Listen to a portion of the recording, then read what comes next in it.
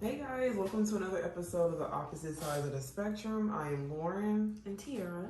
And today we are going to jump right into the question. Well, the question is I'm gonna ask a question later because it relates to the topic. But I can start with the queer fact, and we're going out of order today. But so this is a book that I got like last year, and it's called The Secret Lives of Church Ladies, and it's really good. I've read it like twice, and I'm not somebody who doubles back, especially on books or movies, anything really. But it basically just has a lot of relatable stories. It's not just queer stories in here, it's straight stories. Any type of dynamic you can think of is in this book. So I definitely recommend reading it. I think one of my favorite stories was actually the first story of the 14 stories, I think, in here, which is basically just about two women who I think are in their 40s, and they've been friends for 20 plus years, and they literally are both single, trying to find men, but still sleep with each other once a year. At that point, just be together. Like that's their little, like, on New Year's Eve they have sex, and then for like they just kind of start over.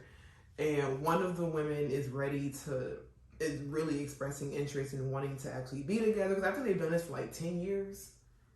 So just be together at that point. So one of the women, they actually want a relationship, and the other is struggling with her sexuality and clearly does not want to accept the fact that she likes women, and she just wants to say that, oh, I just like having sex with you and that's it. Yeah. But she's not ready to dig deeper. And I also will say the core of the women are from the church. So I think it's also just interesting to have that conversation between Christianity, sexuality in the perspective of course, how you identify, but also just how you are in regards to sex and how you relate to that in a way. So that's why I say I think this is a good book. It's like a 3-in-1.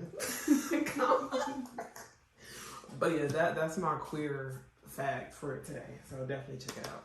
Nice.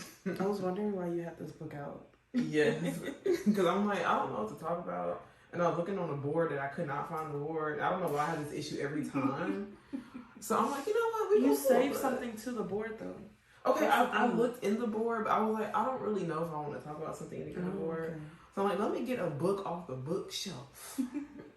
so yeah, y'all. But definitely support the book. It's good. Nice. Well, I guess we'll do the music next. Okay. Have you seen the Victoria Monet music video? The new one with Usher? Mm-hmm. No. Okay, I'm gonna be honest, like, I'm not really a fan of the song. And I know that sounds crazy because it's me. It does sound crazy. I'm not feeling the vibe of the song. Like, I love me some Victoria Monet, but I'm just not feeling this particular song. Okay, I will say this song sounds like a mix of songs she's done before. Like, it doesn't sound like something new from her. Mm-hmm. But I thought you would have liked the lyrics. Okay, this is how I determine if I like a song. This is very interesting. This is how I determine if I like a song. So I'll click the play button, and then if I'm not really feeling it the first 30 seconds, I'll skip through to see if I like any part of the song. And if I do, then I'll start over and see how it got to that point. But if I'm not liking the production of it for whatever reason, then we'll try again some other time. It's so funny. I just have to be in the mood to like that song at that time. Because there's been songs where I'm like, I don't really like it, but when I'm in a different place in my life, I like the song. So yeah, I can see that. I think that's why I wasn't really feeling it. I've only watched half of the music video because I was watching it on my way to work. But I thought the music video was very different because it's not her, like, neither of the artists, because it's her and Usher, neither of them are like singing in the video, it's just like a video. Okay, So, because I know a lot of artists do that. On it. I've never seen an artist do that before. Justin Bieber did that. Where he did a music video where like he was. Oh, okay. Yeah, he wasn't in the music video at all. Yeah, that was cool. For the. I mean, yes, he wasn't in the music video, but Victoria Monet and Usher were in the video, and it was just like the track laid over like a video. Oh, like the visual, like a visualizer. Yeah, it was like a long visualizer. I feel like a lot of what's his name? Don. What's his name? That rapper. Tolliver? Yeah, he did that with his other album. I don't listen to Don Tolliver a lot, so I actually like a couple of his stuff, but he did that with one of his most recent, not the one that just came out, but the one before that. And it was getting on my nerves. I'm not gonna lie, because how he did it was for each song. It was like one scene of the music video that just played. It just rewinded the whole. It was just that it was on a loop the whole like song. Visualizer. And it just irritated me. I'm like, oh my gosh. Okay, it wasn't like that either. It was like a whole music video. Like different stuff was happening. But it was like a really long visualizer. So well, I'll look at it, y'all, but I'm somebody like, I'll look at the song first and then look at the video, or listen to the song and then look at the video. So I'm surprised Lauren said this because she's a very like sensual person, and I feel like the song and the music video gave sensual vibes, and I'm very just shocked hearing you wasn't feeling it. It was the vibe for me. Okay, what vibe did you get from it? Because obviously it wasn't a sensual vibe. It did sound similar to one of her other songs that I'm really not a fan of, and it's just well, I love Victoria's pen game. Her writing is immaculate, amazing. But it's just certain songs, if I'm not feeling the production side of it, I'm just kind of like, I'm going to come back and listen to it. Because when I uploaded our thing on Instagram, I put one of her coasting song. And for a while, I did not really like that song. But when I posted it, I'm like, okay, I kind of like it. So sometimes, maybe it's just one of those songs that need to grow on me. Maybe, yeah. So, but I will give it another listen. And watch the visuals to see how I feel afterwards. I think for the song, like, it's fine. Like, am I gonna like download it? Probably not. But I'm not gonna be mad if I hear it. So I give it like a 6. I'm gonna re-listen to it to then formulate a fair rating. I do like sensual songs, but you know I'm big on the combo, so everything gotta be good for me to like it. Not just the beat, not just the lyrics. I love me a good combination of things. These are these combos. Lauren loves her a good combo. I do. Oh my goodness. I have been warning it was good from Chick-fil-A. Oh, but for the food, I want to go on a rant about how I've been trying to get a coffee for 2 weeks. And I haven't been able to get a coffee for 2 weeks. So, there's this little coffee store that's very well known that I'm pretty sure everyone knows. Oh, excuse me. Oh. Your allergies acting up. The weather's changing. It was actually cold for once today. So I'm dying. Not I'm dying, but oh man, it's time to get some of that Zyrtec. Oh, the allergies are kicking in today. But I've been trying. Oh. Bless you. Okay, I think I'm done sneezing now. I've been trying to get a coffee from a very well-known coffee place. That's nasty. Look, continue. I'm recording because some Jehovah's Witness people just beat on the door. So, Laura was very nice to them. I would. Because I would have just closed the door. But anyway. I didn't want to be mean. We do not have to be mean to people. That wasn't being mean. That was interrupting something for real.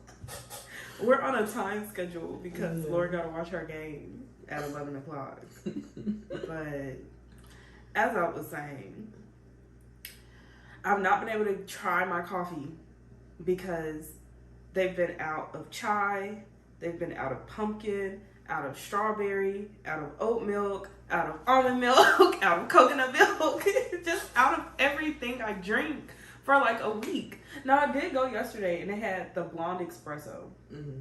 And at that point, I was just like, I'd already called my Uber to go home. So at that point, I just didn't even feel like thinking about the drink I wanted for them to tell me that it was out of one thing and not this. And it just pissed me off. So hopefully, when I go today, since I done came all the way out here to Carrollton, if they don't have what I'm looking for, maybe I might for real stop going. Thing. I might for real stop going for it. If they don't have it at this location, maybe then I'm gonna stop going forever. It's a stocking issue. I don't care. I'm gonna stop going forever. That's my sign that I need to stop. Well, y'all, I don't have Starbucks. That's fine. You can say Starbucks. I wasn't trying to put them on blast like that, but they've been pissing me off.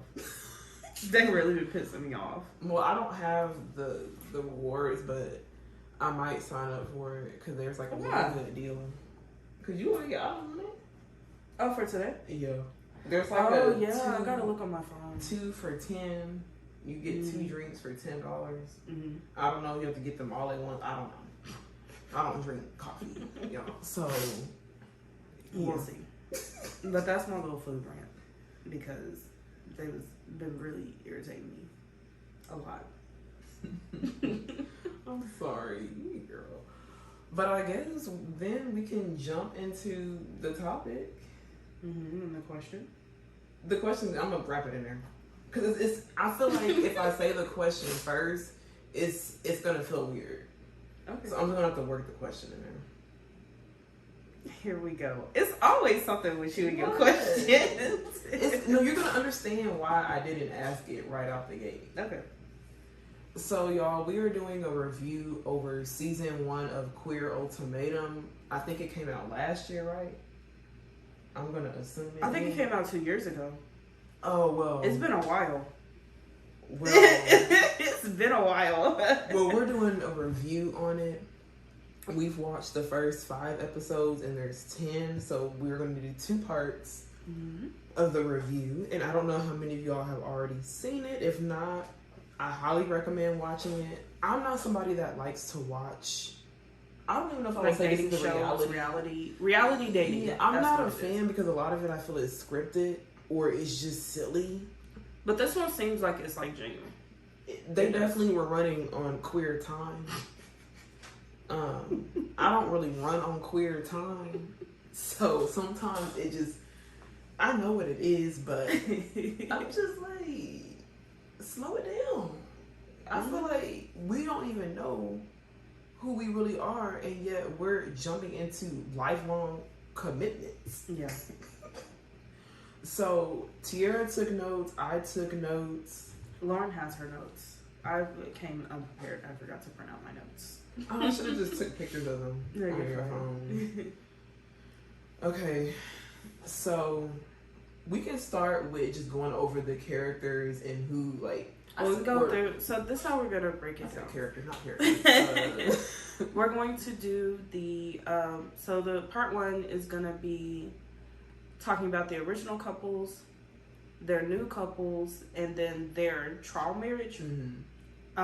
And then part 2 will be them going back with their original couples, and then them making their decision of who they chose, and then the reunion episode.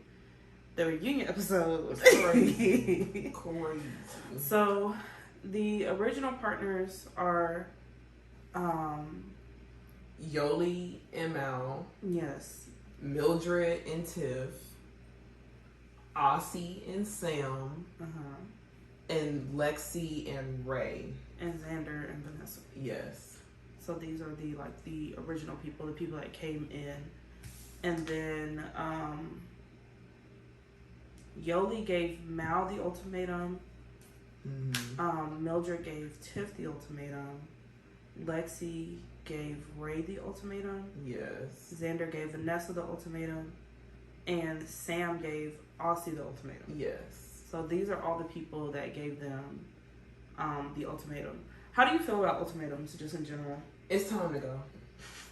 Because I don't ever want to be in a situation where I feel like I'm making somebody choose. Right. If I have to, I feel like giving an ultimatum now. I feel like there are different reasons for why you're giving an ultimatum, and of course that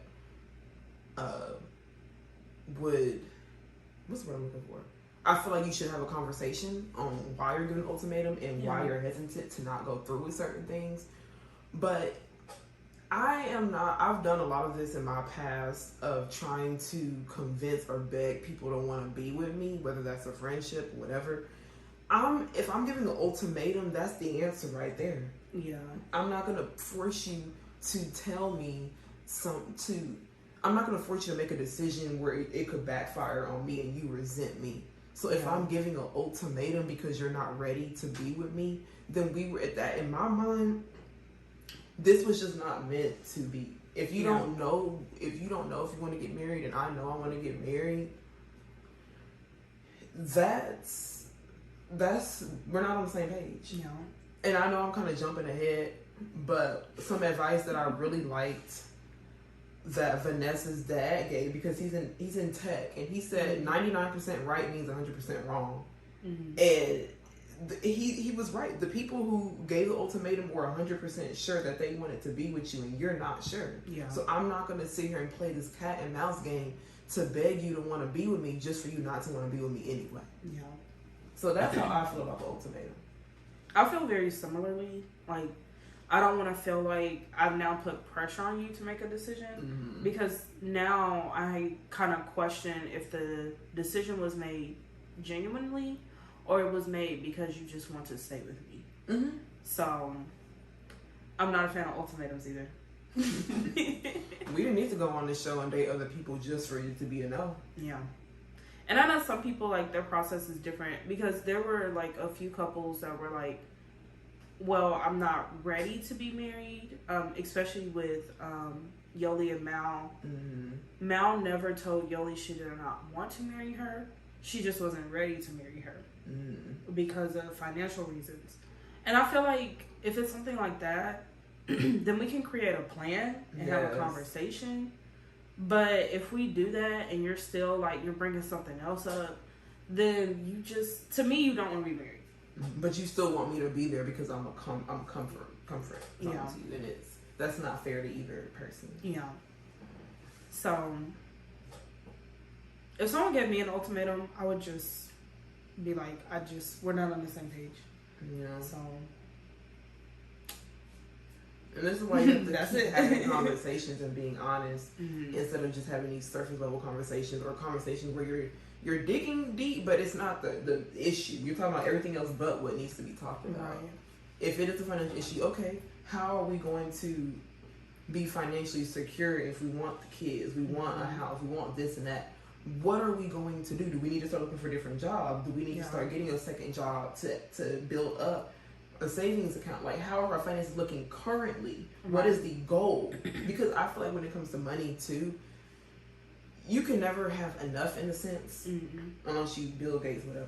But what is the goal when you're saying you're not financially stable? What is the goal in your head that you're thinking that we need to hit for you to be ready financially? Because I understand, like, in queer dynamics, having kids is very expensive. Yeah. But it's like, if we have the money to buy a house, because we got to do that first before we have kids. If we have the money to do step one but not step two, then let's just go ahead and do step one and figure it out down the line. But I feel like some people, they're just like, okay, I need to have all the money to do everything right now. And if you think in that way, you're not really going to meet that goal, because life just happens all the time and constantly. So I don't know, when it comes to finances, that's something you can, like, make a plan and stick to a plan to improve. So I don't feel like, to me personally, that's not a valid reason to tell someone I'm not ready to be married. Now, if you have $2 to your name, then that's different. Yes. We wouldn't know it's in. Then yes, that is some financial issues we cannot overcome. But, like, if you are financially stable enough to be self-sufficient, and you're with someone that's stable enough to be self-sufficient, and y'all combine that, then I don't see where the issue is with it being like a financial reason why you I would think if y'all are both making under a certain, like if y'all are both only making $30,000 a year. Okay, then you don't. I mean, but there are a lot of people that don't make a lot of money that get married. No, and I'm not talking about just because you can go to the courthouse and do all that. Yeah, I'm not saying that, but I'm just talking about kids and being stable. Mm-hmm. If you see that y'all two are paying all these bills and y'all living paycheck to paycheck, I would not recommend having children. Yeah, definitely see if we can find the gap. Yeah, in order for us to be better, sufficient parents as well. Mm-hmm. But yes, I do agree. Because sometimes I think like that too. Of if I don't have everything together, then oops, this is cherry, y'all. I promise this is cherry. If we don't have everything together, then by getting a house, sometimes I feel we're gonna have to start over. Yeah. Or how are we gonna do X, Y, and Z? So I think once again, yes, like Tiara was saying, that's definitely something you can have a more planned out process for, instead of just saying, I don't know. Yeah. And that was some people's answer. I don't know, or I'm just not ready because I'm just not ready. Like, yeah. But so these original couples came in. Yoli and Mal have been dating for 3 years up until this point. Mildred and Tiff have been dating up to 2 years. Lexi and Ray were dating for 3.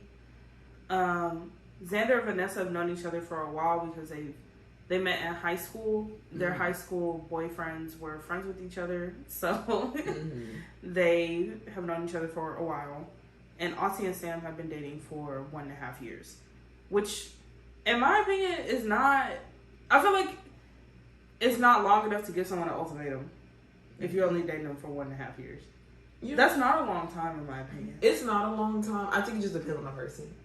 Would you give someone an ultimatum after 1.5 years? I would give somebody an ultimatum after 2 full years, I feel like. Okay. I mean, I feel like that's a little more fair than 1.5 years. Yeah, because a year goes by so fast. It does. So. It does. I will say 2 years. My limit is dating somebody for 3 years. If you don't know. I've always said 2 to 3. Oh, okay.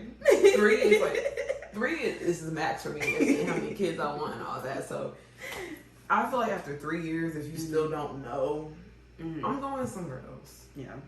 So that's not how I feel. Nice. And then so how this process works is they break up. I'm using air quotation marks because another problem I have with this show is I feel like the couples really don't talk about actually breaking up and giving that other person like their full time and attention and actually being in that relationship with them. Yeah. And as we talk more, you'll understand why I say that. But they break up and then they date, all the other people. And then they have, so they date them for a week. So everyone dates each other for a week. And then they do like this recoupling ceremony. I know that's a Love Island term, but that's the best I can describe it. I do want to talk about, so everyone's dates went pretty, well. Not everybody's date went pretty well. There's one in particular that did not go that great, which was Vanessa and Lexi, because I will do my best to be, I feel like the entire season, a lot of people ganged up on Vanessa. Do I feel like their reasons were valid for not liking her? Yes. But do I feel like Vanessa is a bit misunderstood? Yes. So, Lexi and Vanessa had a date, but Vanessa was also dating Lexi's ex, Ray. And Vanessa basically told Lexi that she doesn't think Xander is going to find a connection with anybody and that she's just on the show to have fun, pretty much. So, that really rubbed Lexi the wrong way. She tried to tell Ray about it, but Ray is a very passive person, so I feel like that didn't really affect how she felt about Vanessa and wanting to explore her, so that didn't really do anything. But yeah, that really rubbed Lexi the wrong way. Yoli didn't really care for Vanessa. Sam didn't really care for Nobody Vanessa. Mildred. Yeah, Mildred really did not like Vanessa at all. She really did not like her.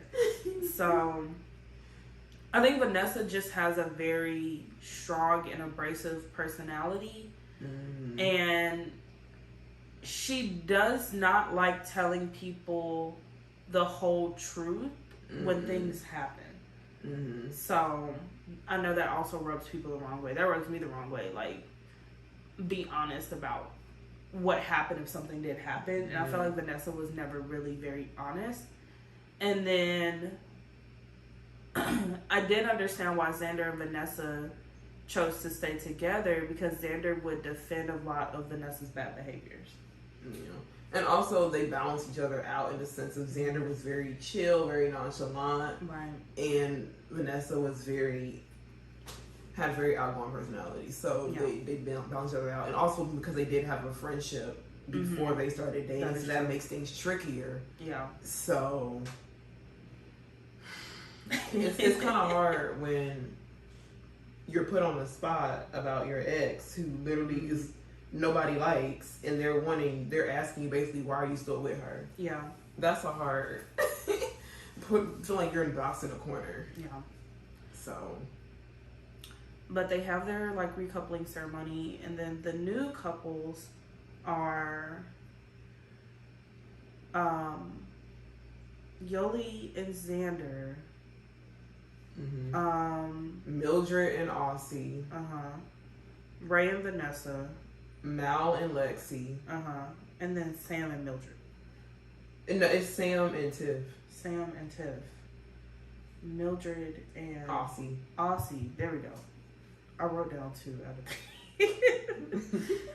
of so those are the new couples. But like when the like ceremony was happening, it was very interesting to watch people talk about how much they really like loved a person after like only a week of dating them. It was really weird. Yeah. In front of their partner that they've been with for 2 years or more. Yeah. So that was like interesting. It was very. I feel like this show, even for me, this show moves a little too fast for me. I feel like if I was on this show, I would have to have like. Not only am I having a conversation with my partner about giving them an ultimatum, but I'm also being like, let's go on this show and air out our whole lives. That's basically what you're doing. So that's really intense. That's very intense. But personally, for me, this show does move too fast. Wait. I don't think I would be a good contestant on this show. I knew I would, because I don't want to do nothing through those 3 weeks because I don't know you. Yeah. I would definitely want to get to know you, but I think I would move way too slow for people. So I know for a fact I would not be a good fit. If my partner said, let's go on this show, no. I would just pack up my stuff and leave. I'm not going on this show. But yeah, so like, and Vanessa said like a few like hurtful things to people during this recoupling ceremony. She literally told Lexi that she was just a trophy wife, which was very like insane to say to somebody. Crazy. Like that was just really weird to me. And then Mildred and Tiff. Mildred actually walked out after Sam gave her whole spiel about Tiff and why she wanted to do the trial marriage with her.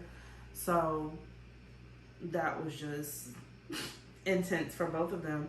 But I feel like Mildred and Tiff have just a very sexual connection with each other. That's it. I don't think, and that's something like they talked about, was like, oh, I just want to have this connection with you. Like, I feel like we don't have a connection with each other.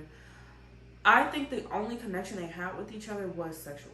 And I think that's what it was. Even before they chose their partners, that when they were talking and Mildred was kind of having a breakdown, they just started kissing again because that's the only way they knew how to fix things. And sex is not the only way to fix problems. Yeah.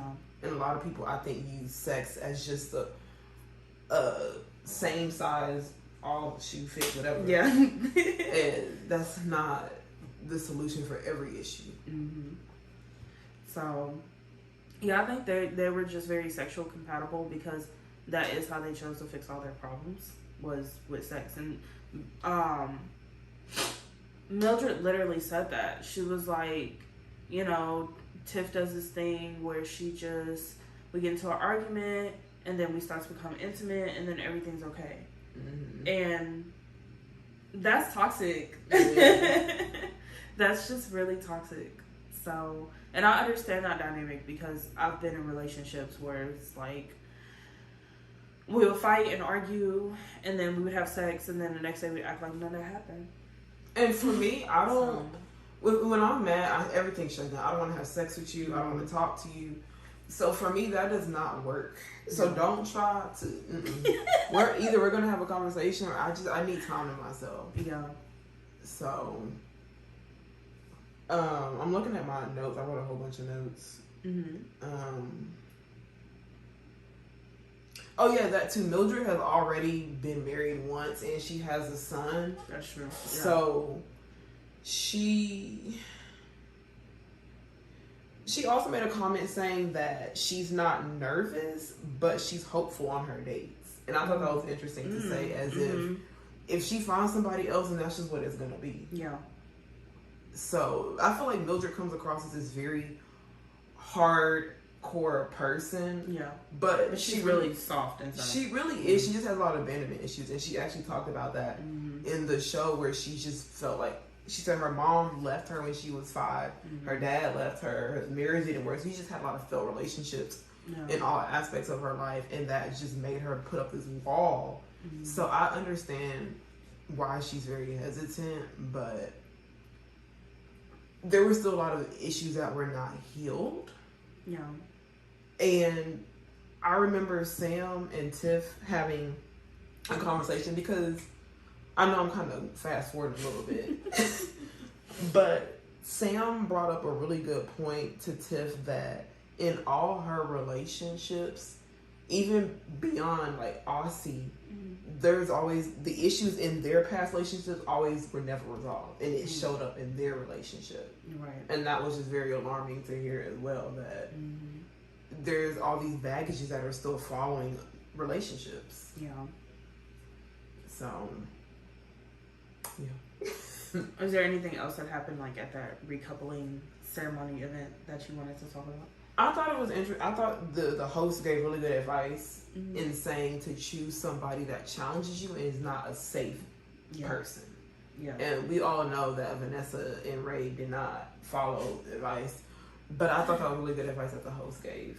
I think actually Mildred and Aussie being together, I don't think they worked as a couple necessarily, but I think they worked in challenging each other. They do. So there are some people I feel like would have been good couples if they actually, and not only just good couples, maybe would have came out of that experience actually learning something if they actually did fully immerse themselves in the experience. Because I do feel like some people weren't fully immersed in the experience. Okay, and here's a question I'll ask. Here's the question. Do you think it would have been better for the trial marriages to start with the couples they came with for the 3 weeks and then with the person that they dated on the show, or the way they do it currently? Okay, this is something we disagree about. I think the way they do it currently is correct. Because you've already spent all this time with this other person. I think it is time for you to kind of like separate from them for a bit. Now, what I do think they should do is because here's also my concern about the way they do it. So you spend this time with this other person, and then you go back to your original person you came with. Maybe then after that, maybe there should be like because let me explain how this works first. So you come with your original couple, you pick a new person, and for 3 weeks you live with that new person. and then for the next 3 weeks you live with the original person you came in with, and then they're isolated for like 3 days or something. I think so. Like a week. I don't know how long they're like isolated from everybody. So they're just in like their own hotel room for a few days to kind of like think about what happened. Now, what I think they should do is after they've spent that time back in their original couple, I think they should do like a date night with the other person, because I feel like some people just fall back into comfort and old habits when it comes to their original partner, and that's why they ultimately choose to pick them. But I think their new partner should be reintroduced in some way before they have that time to make their decision. I feel like, I'm not disagreeing with that, but I just feel like since it's both 3 weeks per partner, I feel like if the problem wasn't going to be fixed before, what's the difference after? Yeah. So I feel like if you start with your original partner, you kind of already going in seeing this and this and this, maybe then doing the dates, dating everybody on the show, and then doing the trial marriage with the new partner. That way you kind of already came in, and now for those 3 weeks, it also would give the people, I know we already talked about it before the show, but if they haven't already had those discussions, it's giving them those 3 weeks to prepare to see how that relationship would go. And like, hey, this is what we agreed to. And so when you choose your new partner, you've kind of already, you're in a headspace where I've already had a conversation with the people, with my current partner. So when I'm going into this new relationship, it's not feeling weird that now I'm going back after I just slept with somebody and we didn't have that conversation. Yeah. So that's how I feel like that might be a better option. I don't disagree with bringing the new partner back in, but if you end it with the new partner, then that's technically already them meeting them again because you ended it with the new person, rather than like bringing them back in there. So I feel like that would be how I would do it. Yeah. That way, everybody's just kind of starting on the fair page. Yeah. But it's still a no for me. This show is just, I think it just also challenges people in their beliefs and what they thought before coming on this show and how quickly they can catch feelings.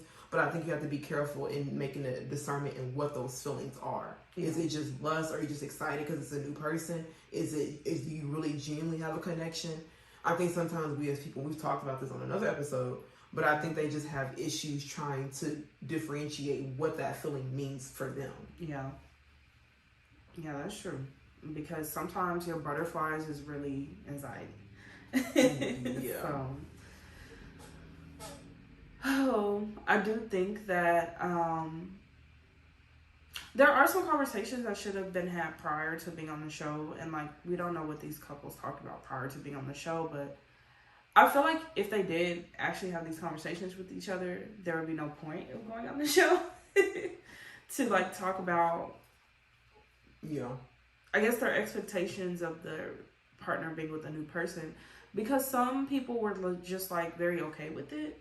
Like Mal told Yoli, like, you can explore whatever you need to explore, and like it's fine. And she did. And she took full advantage of that. Oh my goodness. So yeah. I do think that sorry, I just lost my train of thought. It's just completely gone now. But okay, so for the new couples, I think Yoli and Xander, I feel like I would like Xander was willing to give the relationship a chance more than Yoli was. And I feel like if Yoli was actually willing to give Xander a chance, I feel like they would have been like a good couple. I do too, because they had a very intense connection with each other. At first, when they first met each other, it was just kind of like, I don't know how this connection is gonna go. Yeah. But as soon as Xander brought up wanting to like explore sexually and how she's a very sexual person, that kind of caught Yoli's curiosity and her attention, because her eyes literally perked up, y'all. And they just once they had that conversation, like they just literally were inseparable. Yeah. Like even when they reconnect with their older partner, they were just very like, I need to be with you. Yeah. And it got messy. We'll definitely talk about that more in part 2. But I will say, I really did. You could feel the connection between Yoli and Xander through the freaking screen. Yes, it was extremely intense. It was strong. And I thought it was funny how the first night, Xander literally let it be known, I don't sleep with nothing on. She was ready. And then because her profession is a masseuse, is that what they call it? Mm-hmm. So when she said bring out the oil, I was like, girl. Now she said bring out the oil. Okay, I see where this is going. And just how like they were just caressing each other throughout the whole they could not keep their hands off each other. Yes. I was like I'm invading somebody's privacy. And I don't know if they forgot the cameras were rolling or they just didn't care that the cameras were rolling. But they literally, I feel like they were the ones who really did fully immerse themselves into this experience. Yeah, same. I do too. And then something that irritated me about Mildred and Tiff and Sam was, I don't know why I want to flip their names, but they mainly just fought about the dog, their whole trial marriage, and about the dog sleeping in the bed. And here's my thing. For Tiff, it was just 3 weeks. Yeah. So for 3 weeks, I get it, because my dog sleeps with me too. But it's about me. It's not about my dog. Okay. Yeah. So if my dog has to sleep outside the bedroom for 3 weeks, that's not going to kill us. Yes, to your dog, it might feel like the end of the world to them, but everything feels like the end of the world to your dog that they don't like. Yeah. But I think the whole thing, because it took literally 2 weeks of their trial marriage of them arguing about a dog, and then the last week they were like friends. I don't think they connected romantically. Mm-mm. And I don't think they were ever going to connect romantically. But they spent a very long time arguing about the same thing. Mm-hmm. So I just don't think their trial marriage is very productive in any way. I feel like Sam was a teacher to Tiff. Yeah. It felt like Sam had to... And with her, that's a similarity between Tiff and Aussie. Mm-hmm. It felt like she had to be a parent in both relationships and teaching people, let's do this, let's do that, and having to have to walk on eggshells with everything she says, even if it's not disrespectful. Right. And Sam was a person that I would actually consider dating on this show, because I felt like she knew how to communicate. She seemed like she was emotionally intelligent and available. And it just felt like she was being a parent to other grown women and trying to talk to them like they're kids to make sure they don't go off on her or walk out on her. And I can't sit there and literally have to be careful and make sure I don't say... It's almost felt like she could not express how she felt in either relationship. Yes. The only difference is that Aussie did not like conflict, so she didn't have a conversation at all. And Tiff was just wanted to talk so much that it was only her way or no way. And they would have arguments till like 3 a.m, like just full out arguments. So that's very draining and very exhausting, because again, that's something I've been through in a relationship, and I would not ever in my life want to go through that again. Because I feel like if we're getting to the point of us arguing for an hour, I'm just going to have to walk away because we're not getting anywhere. But yeah, I don't feel like their trial marriage was very productive in my opinion. And then for Aussie and Mildred, their trial marriage blew up because Aussie basically walked out the second week, because Aussie doesn't like communicating and she doesn't like confrontation. And Mildred really likes to communicate and confront people. And I feel like Aussie, and something that really rubbed me the wrong way, because this is something I do understand about, like, a woman being very like assertive sometimes is that people want to say that we're being mean or rude or that our tone is off. And this happens a lot to Black and Latino women. But Mildred's tone, it was not Mildred an issue can go with me. crazy, and I feel like when she, in that moment, she really was trying. Yeah, but Aussie was trying to attack her by saying her tone was off, and I just didn't like that. That really rubbed me the wrong way. And so Aussie ended up leaving, and then she came back when I'm assuming Mildred was probably out. She was walking the dog, and she came and she packed up all her stuff and she left. She wrote her letter saying she enjoyed the experience, which she really did not. Mm-hmm. And also, what irritated me about Aussie is her age. Or their age. Aussie is 42. She's the oldest person on the show. And acted like the youngest person. I told Tiara, if she would have left, I would have been fine. Like, nah. Yeah. But it really triggered Mildred's abandonment issues when she left. And that was really hard to watch. Like, I really felt bad for her. Because that wasn't really fair of Aussie to walk out on her. And I feel like Aussie should have took that as, you know, Sam doesn't really confront me, but I'm dealing with someone that confronts me and that is challenging me. And instead of leaning into that challenge, she just chose to run away. And so that was frustrating. Sorry, I didn't cut you off.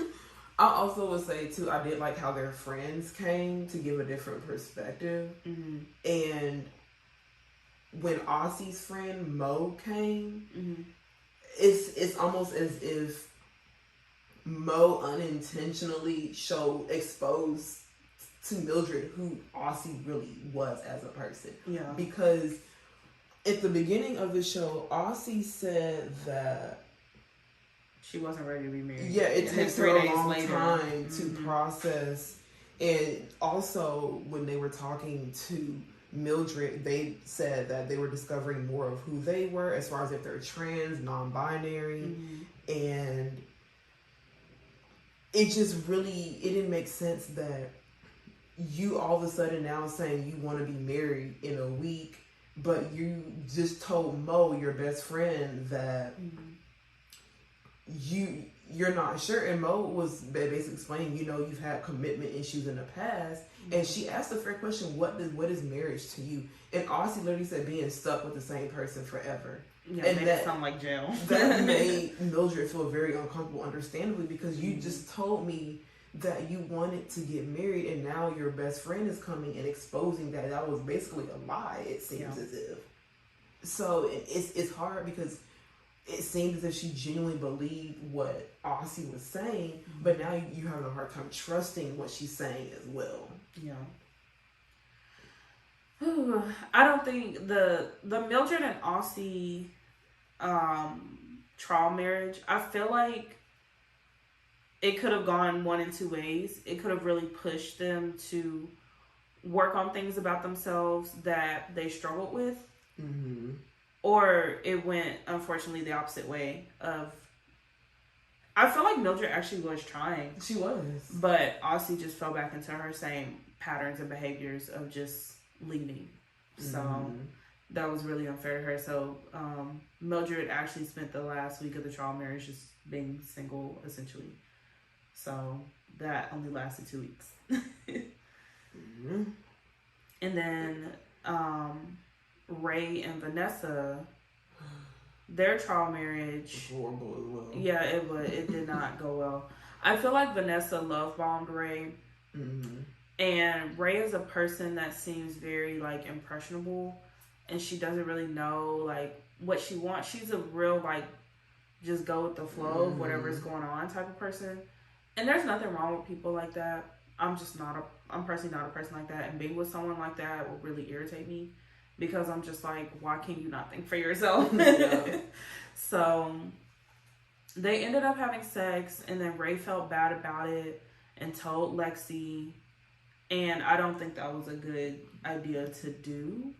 And this is why I say people broke up, because I feel like if Ray was really immersed in the experience, she wouldn't have told Lexi that at that time, at that specific time. Because she literally woke up the next day, grabbed her phone. That's the first thing she did when she got up, and told Lexi what happened. And then that messed up Lexi and Mal's relationship because that's all Lexi could think about the whole duration of their relationship. Yeah. So, and Lexi, I mean, not Lexi, Ray did apologize to Mal for what she did.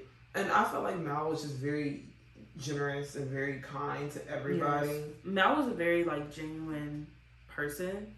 I did enjoy watching Mal just being very sweet and supportive of both of her partners. She was very supportive of Yoli.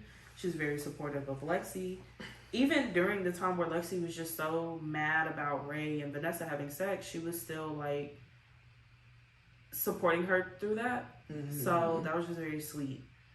And I feel like Mal and Lexi also could have been a good couple. Yes, I do feel like they could. If Lexi just stopped letting Ray and Vanessa bother her so much, because Lexi already didn't like Vanessa, and then Vanessa was dating Ray, and I know that, like, irritated her, but I feel like she let that taint her whole experience on this show.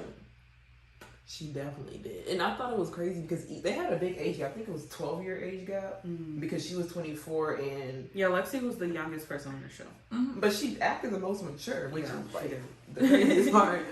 And then Mal was 36, I think. Mm-hmm. So even with that 12-year age gap, I felt like they could have really made it work. And, we didn't even say when they were at the table picking their partners, I thought it was crazy how Lexi and Mal said, we've talked about how to raise our biracial kids. Yes. And when she said our kids, and that was one of the main issues why Mal was not marrying Yoli because they were not going to have kids, I was like, yeah. Okay. That was very interesting. How do we go from not being financially ready to have children to now talking about biracial children with somebody else? You only know for a week. Yeah. That was really insane. That was, like, really actually insane. I couldn't be mad at Yoli for being mad. I'll definitely feel sideways to, like... Are you for real? You being for real right now? That was some crazy... That was those feelings coming out for real because... That was insane. But I do feel like Mal and Lexi really did have a connection. They did. But Lexi let Vanessa and Ray's relationship really mess with that connection they had. Mm-hmm. So I feel like they weren't really fully immersed in the experience either. And we'll talk about this more in part 2, but, like, when they get back with their original partners, it's interesting how the people that really, like, fully immersed themselves into it acted versus the people that kind of got an unfair trial marriage, essentially. But I thought it was also interesting, too, that the people who gave the ultimatums were starting to become the people who were not giving ultimatums, and as far as not knowing what they wanted. Yep. And just how, I thought it was interesting how quick their decisions changed. Yeah. Because it felt like nobody was really firm in what they really wanted. They might have thought they were, but they were not. And I think this show really showcased that. Because when I'm firm about somebody, and you see it for yourself, I know what I want. I'm very firm on that person. I don't care who. You could throw Beyonce in my face. I don't care. But for this show, it was just so interesting to see how somebody can change your perspective in such a short period of time. Yeah. And I know time is different for everybody. Yeah. And I really did like how when Lexi and Mal were meeting Lexi's parents, Lexi's parents did give really good advice from different perspectives, as far as her dad saying, you know, because he deals with wedding rings and stuff, and he said he's met people that only known each other for 5 days, and he's met people that have known each other for 9 and 10 years. Yeah. And sometimes relationships that you thought would not worked, and vice versa. Right. So he was just saying, you know, time really sometimes doesn't matter. But I like how her mom was saying, you know, we'll support you whatever you decide to do. But she saw that the red flags of them not being ready to be married. Right. Either. And they're very honest about her, about how they're not really ready to be married. Yeah. So I think Lexi has some good parents. There's a lot of people, I cannot say that about, but how it was portrayed on the show, she has some great parents. It was portrayed really good on the show. And actually, Vanessa's dad was a good parent too. Yeah. And I'm like, girl, how is this your dad and you act like this? Like, that was not making sense to me. That was really crazy. But Alicia's friend, which is Mal's friend, she don't play. She does not. She gets straight to the point. she don't take no shortcuts. Our favorite person on the show. That really was one of my favorite people on this show. But when Mal and Lexi met Alicia, I think that's how you say her name. Mm-hmm. Alicia was just kind of very confused. It seemed as if she didn't really know about the process. Yeah. So once they broke it down to her, I was laughing. Alicia was like, "How old were you in 2007?" She was like, "I was 11." At first, she was just saying, for one, that the age gap was a cute red flag, and of course, she was being sarcastic. She did not already like that. I think she was just really wanting Yoli and Mal to work out. Yeah, because she also liked Yoli, like in a friendly way, and that was like her girl. And she was like, I think she felt, why are you doing this? Not knowing Yoli was having a whole nother experience more than what Lexi and Mal were doing. Mm-hmm. So. But she did bring up a good example, a good situation of how a lot of people mistake Mal's feelings as if they mistake her friendliness for something else. And she basically was telling Lexi, like, I don't think that Mal really likes you, but she's a nice person. I'm like, okay, you didn't have to speak for how Mal felt. I think Mal should have stepped in more and said, no, I do like her. Yeah. But it's just a very gray area. She was honest about that. But I think Lexi definitely felt she carried herself well as best as she could, but I think she definitely felt some type of way probably after meeting him. I would feel some type of way too, because I'm like, okay. You're not even giving me a chance. You just literally thrown it out the gate because I'm not Yoli. Yeah. So, but I think she also was just very concerned and like, you're saying one thing, but you're doing another. I think that process also just confused her. So a lot of the biggest word used on this show was, I don't know, I'm not ready, and I'm confused about my feelings. Mm-hmm. Those are the three biggest things that I heard a lot watching this show.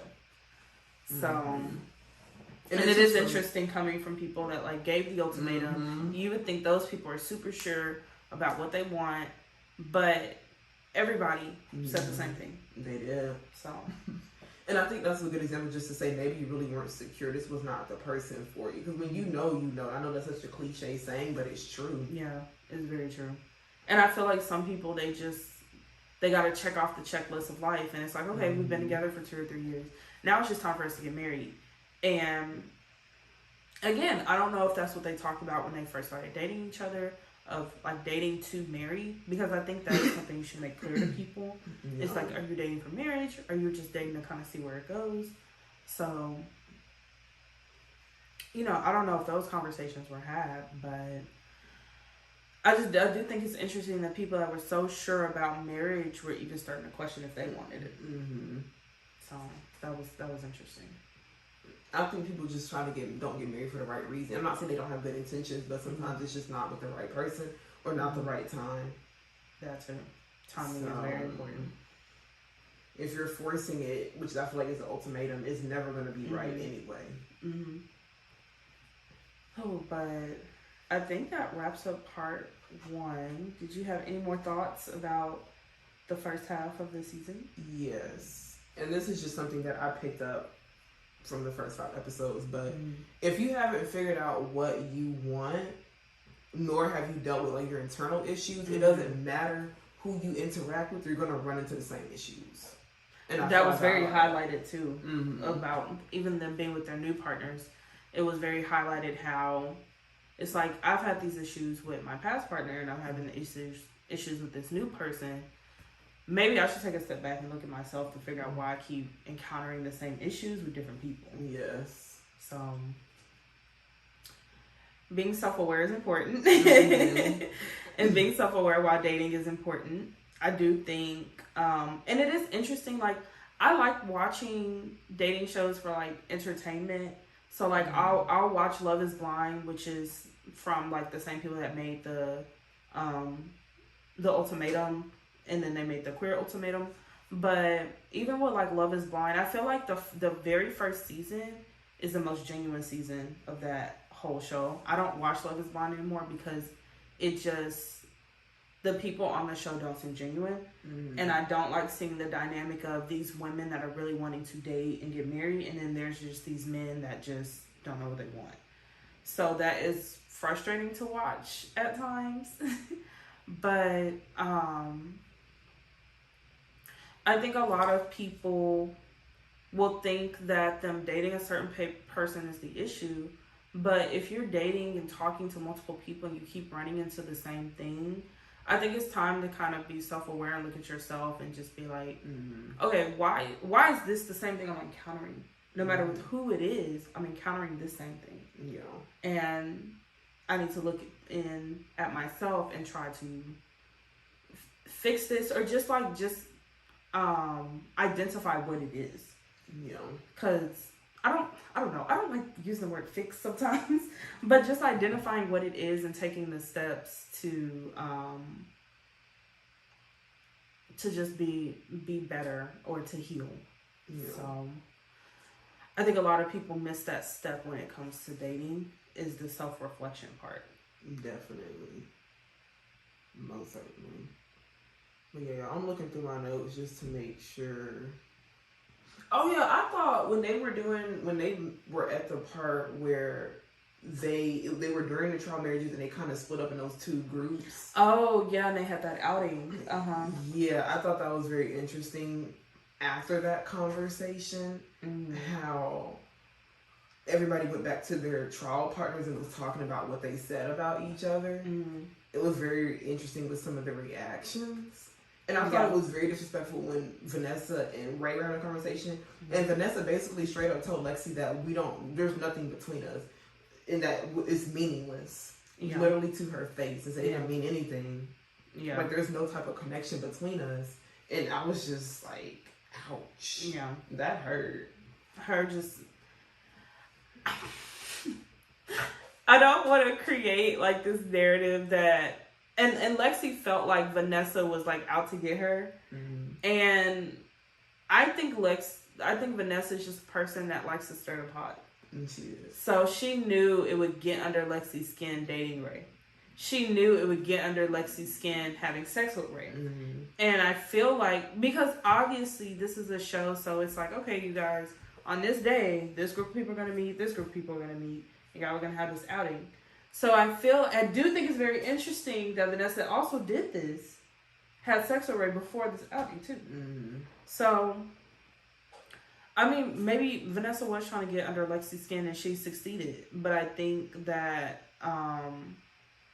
it is very hurtful hearing someone say they had sex with somebody and that it just didn't mean anything.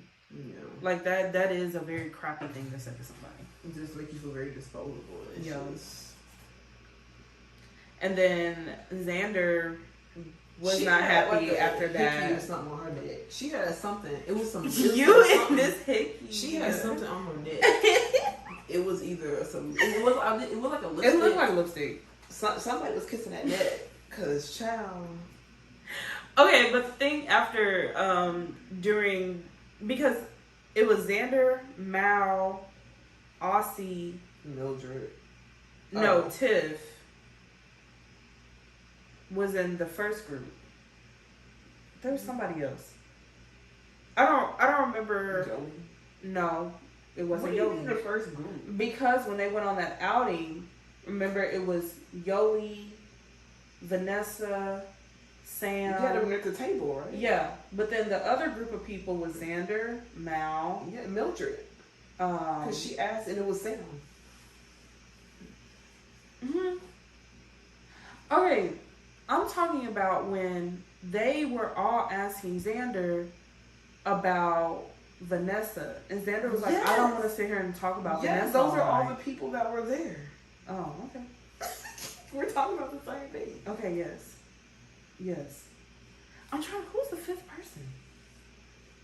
I don't remember who the fifth person was.